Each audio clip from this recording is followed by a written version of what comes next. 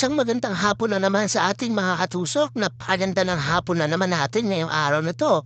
Maraming salamat nga pala sa inyong suporta, sa inyong suporta palagi para sa amin.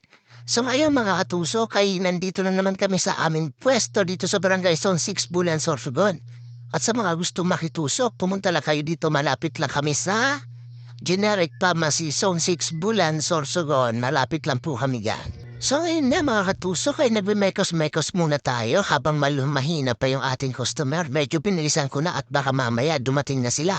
At sa mga hindi pa po nakakatry na sa aming masarap na sauce, pumunta lang po kayo sa Zone 6 Bulan, Sorsogon. Malapit lang po kami sa Generic Pharmacy. So kita-kits tayo mga katusok sa Zone 6. At kaway-kaway din tayo sa ating camera. Ayan yung first katusok natin. Shoutout sa'yo, katusok. Maraming salamat. So ayan, medyo madami na yung ating customer. Napakasarap ng higop ng sauce ni Sir.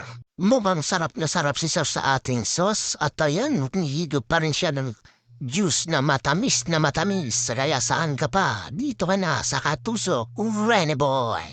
Maraming salamat nga pala sa lagi niyong pagsuporta at pakikitusok sa amin. At yung pinakamabilis nga sa amin maubos ay yung type AB na dugo galing sa Cervantes Funeral.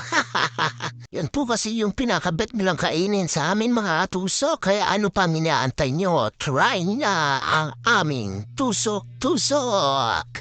Kaya ano pa po ang inaantay nyo mga tusok? Makipila at magitusok na kayo at baka mabusan ngayon ng ating customer na si Sir. So yan sir, kumusta naman po yung lasa ng ating sauce? Masarap po ba?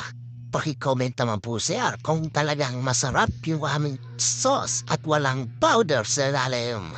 So shoutout sa iyo sir, maraming salamat sa laging pagtangkilik at pagkain dito sa aming katusok. So yan, dinagsanan naman tayo ng ating mga estudyante mula sa iba't ibang eskwelahan. Sa bilis ni ate, uhaw na uhaw si ate sa kanyang linakad.